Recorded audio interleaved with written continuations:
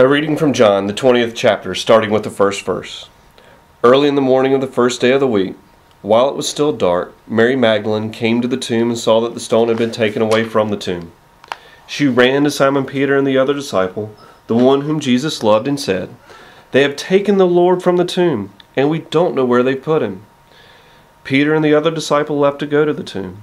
They were running together, but the other disciple ran faster than Peter and was the first to arrive at the tomb. Bending down to take a look, he saw the linen clothes lying there, but he didn't go in. Following him, Simon Peter entered the tomb and saw the linen clothes lying there. He also saw the face cloth that had been on Jesus' head. It wasn't with the other clothes, but was folded up in its own place. Then the other disciple, the one who had arrived at the tomb first, also went inside. He saw and believed. They didn't yet understand the scripture that Jesus must rise from the dead. Then the disciples returned to the place where they were staying. Mary stood outside near the tomb crying. As she cried, she bent down to look into the tomb. She saw two angels dressed in white, seated where the body of Jesus had been, one at the head and one at the foot. The angels asked her, "Woman, why are you crying?"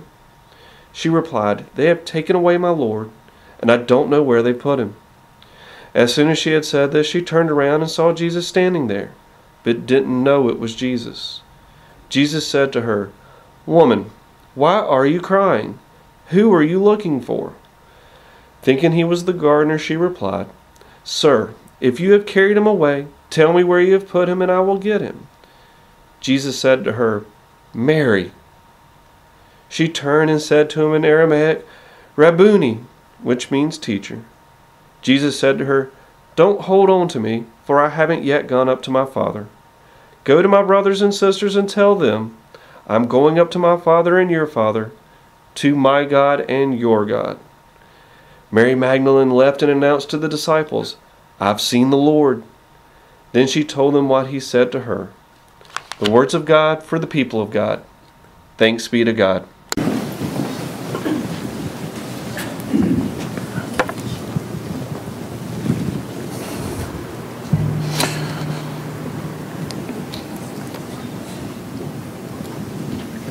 As some of you know, my wife, Megan, is also a pastor, and so she is at Cokesbury, UMC across the river, and leading worship there today, and so that's why she's never with me on Sundays. But she was leading her congregation this year through the Lenten season through a study called 24 Hours That Changed the World, and it's a study by Adam Hamilton, and I've done it before, and I really wanted to do it this year, and I think we may end up trying to do it next year, but she's been going through those last 24 hours of Jesus' life, and for those of you who haven't sort of been with us, Lent, or don't know the whole story, it's a painful story, right?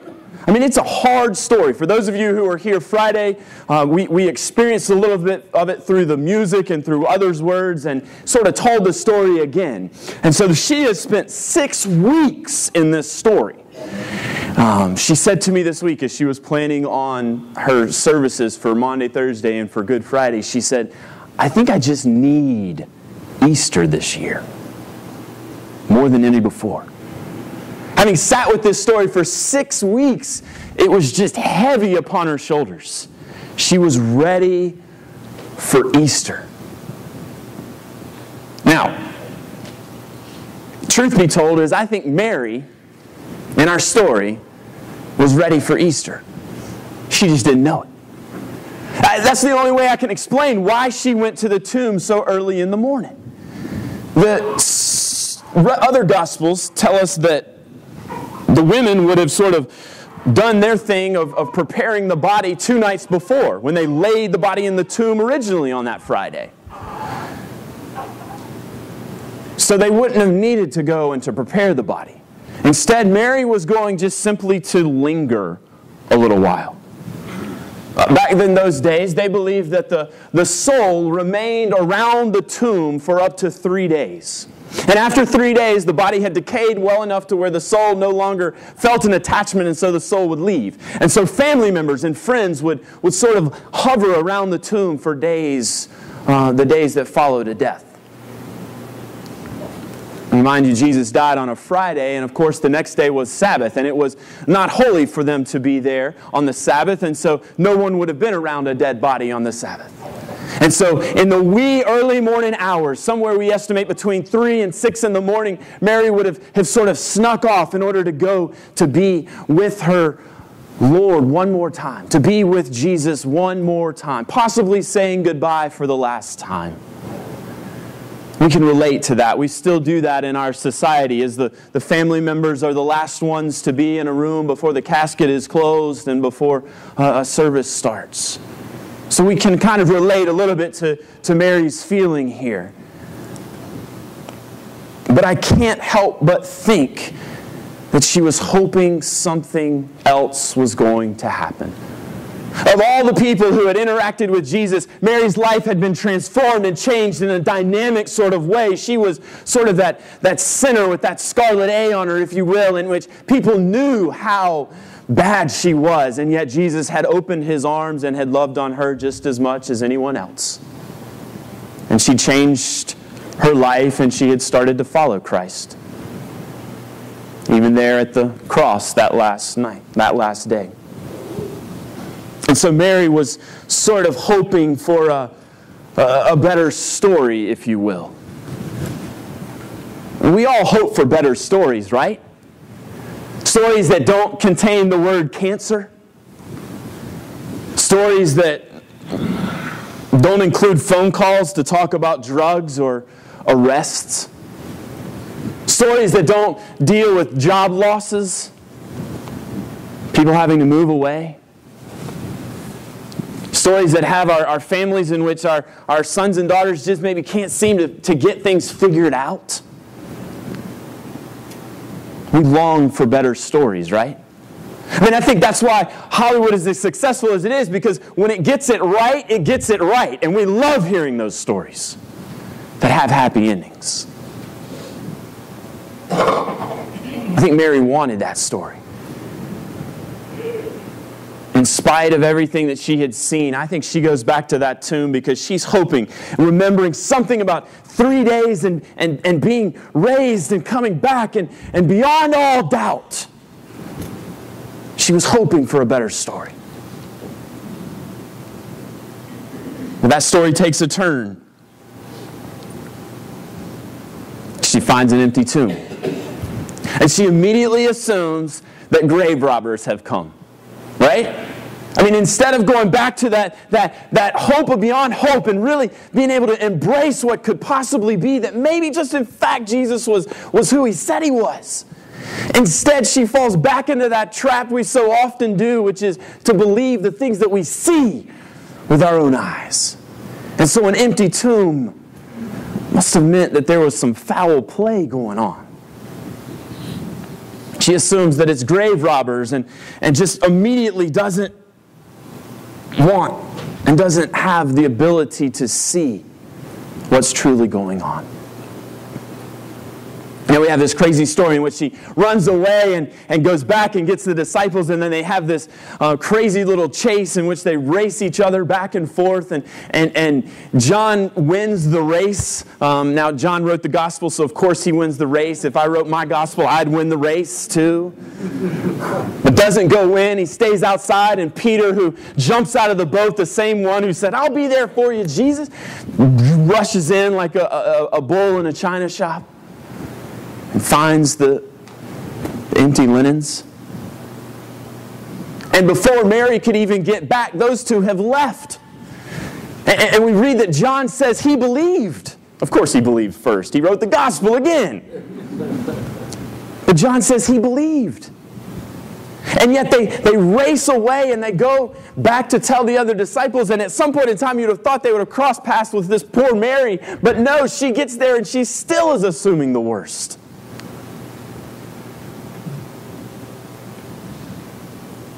And then she hears a voice. She doesn't recognize the voice. Did you catch that? Because the voice asks her, "Woman, why are you crying?" I mean, the angel asked her that first time, but Jesus asks it a second time. "Woman, why are you crying?" And she doesn't recognize His voice. Friends, that means something's happened to him. He's changed in some sort of way. And see, this is what we talk about a lot of the time when we talk about resurrection. We think, oh, bodily resurrection, and he just comes back from the dead, and he looks the same, and he sounds the same. Something's changed. He doesn't even sound like himself. And we know that because he asks a question of Mary. She doesn't recognize his voice. She doesn't recognize his face. She doesn't see what's there. It's only when he calls her name. Can anybody here relate to that? Your mama and daddy ever call you by your name and it was so distinct? My friends always made fun of my mother calling my name. My mom's got a thick southern twang. She's not here right now because she's taking care of my daughter who's sick, but Brad? Right? That's what it would sound like. My friends would always make fun of me, but I knew that word, that name could come from anywhere within a mile radius. And I was tuning in. It was when Jesus said her name that she knew it was him. That this story had a better ending.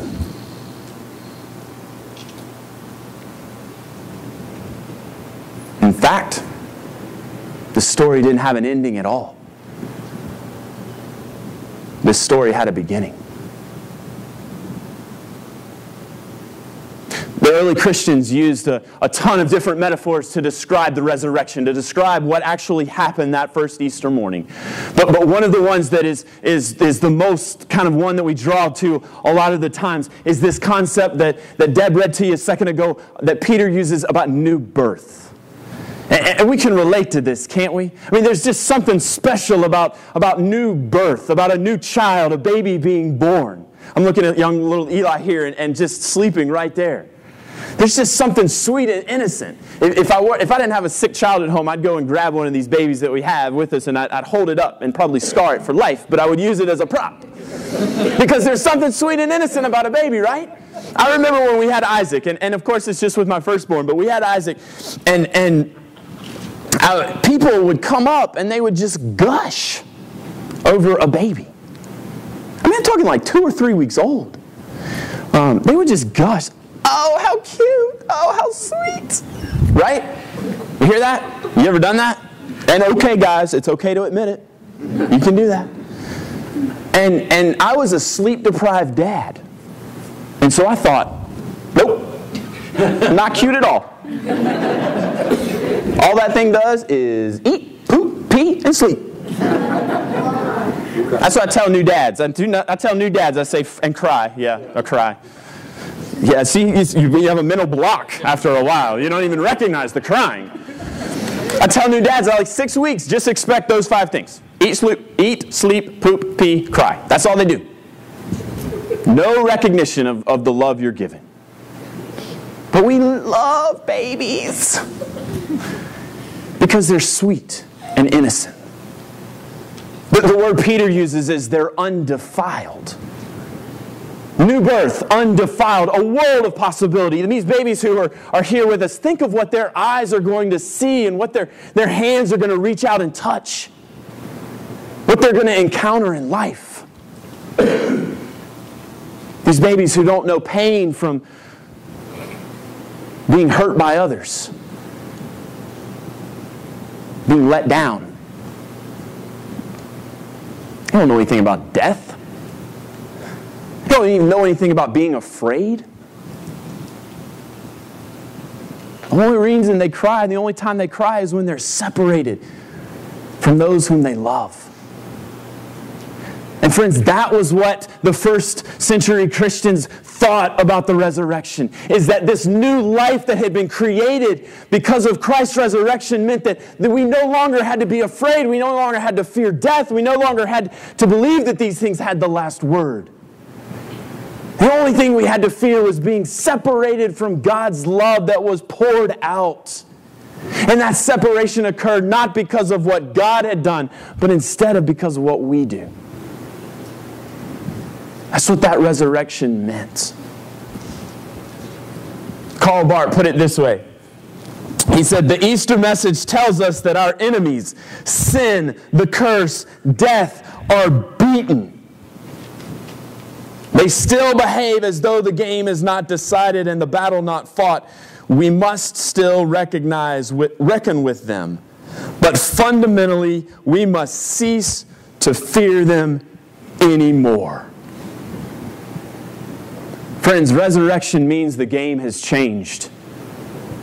Now, don't be fooled. There's still pain and suffering in this world. It doesn't take all of those things away. It changes on our perspective on how they will ultimately end. I mean, resurrection means that the bad things in life don't have the last word. And let me give you an example. I pulled up my phone because I wanted to take a screenshot of that. This was Wednesday's headlines on the news that I had seen. I took a picture. Let me read you the top 5. 30 bruises found on dead adopted boy. Girl fatally mauled by pack of dogs. Theater shooting, suspect offers plea. Massive landslide threatens home. Man's house may slip into ocean. Plague of locusts infests Madagascar. 25 Taliban members killed in one-day blitz. Suspect in tot killing indicted as adults. Are you kidding me? This is what we're seeing on the news, and yet we come here and we celebrate something? We celebrate resurrection. Because if that story's not true, then this has the last word. I don't live in this world. We don't live in this world. We live in that world, right there. He is risen. And that gives us hope every single day to be able to wake up in the morning and go, we're going to make a difference in this world. Because God made a difference by resurrecting Jesus. That means that those headlines don't have the last word. That means that bad news and that phone call you're getting or that diagnosis that you're waiting on, that's not going to have the last word. Because even if death enters into the picture, even when we come and celebrate John Hale's life on Wednesday, that's not the last word. Friends, that's just a comma on a whole new chapter that gets started.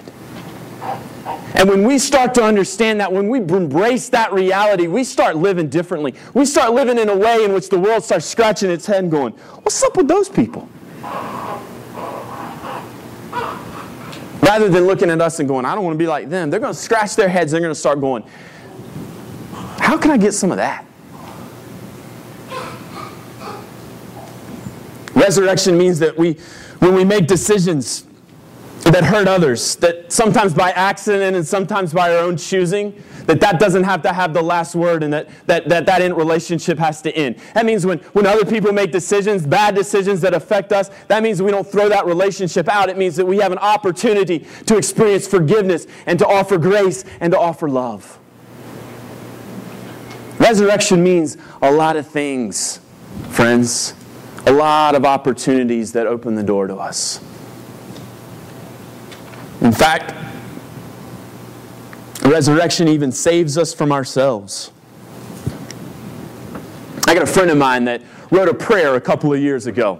And I emailed her, and I stumbled across it this week, and I emailed her. I said, Mitzi, can I use you again? Can I use this prayer? I want to offer this, and not even pray it. I just want you to hear these words that she wrote a couple of years ago. And she said, absolutely. And so listen to this prayer, because this is beautiful stuff. She said, God of creation, God of design, I call out to you from the place in my soul that hurts and yields to hopelessness. I do not like what I see in the mirror or how I feel about myself. The self you created good.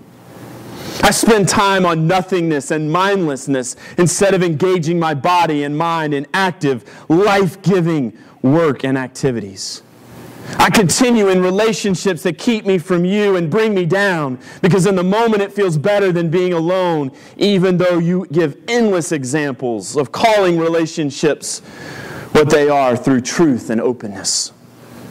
I fill myself with toxic options that eat away at my body and distract my mental efforts from doing the most good for myself, my neighbors, and my family. I continue to carry closely the demons that imprison me from being open to new relationships for fear of more hurt and pain. I say yes to more than I can handle and fill up my time with chaos that keeps me from spending the best of my time with you in prayer and worship. I call out to you now. This is the mess I am. Forgive me and don't give up on me. Remind me of your presence when I feel more of the world and less of you. Make me aware that my body and soul need to be healthy and good. Show me what you see when I look in the mirror. Show me what you see, God, when I look in the mirror. Be the guiding force that encourages me to decide this day to choose myself well. And pay attention to this one. In the name of the one who has died and risen will come again, God of grace, I ask you to resurrect me from me. Any of us need to be resurrected from ourselves? Any of us holding on to some things, some baggage, some junk that we walked in these doors with? That we've been wrestling with all Lenten season? Anybody need to be resurrected today? God knows I do. See, Easter allows us the joy to celebrate the beauty of life that offers each and every day anew. Frederick Buechner puts it this way. He says, the Easter message, the resurrection, means that the worst thing is never the last thing. Instead, resurrection means new birth, new life, new hope found because the tomb was empty. Can I get an amen? Amen. The tomb was empty. Amen. Right?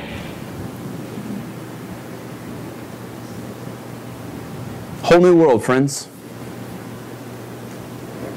Whole new world.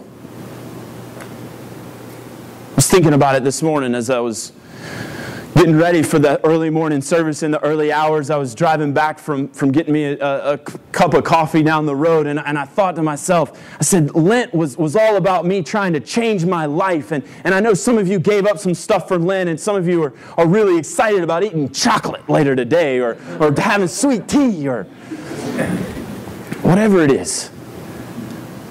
I want to challenge you again to make some changes in your life, to start accepting this as the truth and allowing this to lead you, to guide you, to direct you in all that you do. Friends, the tomb is empty. Let's start acting that way. Let's start living like we believe it. Let's pray.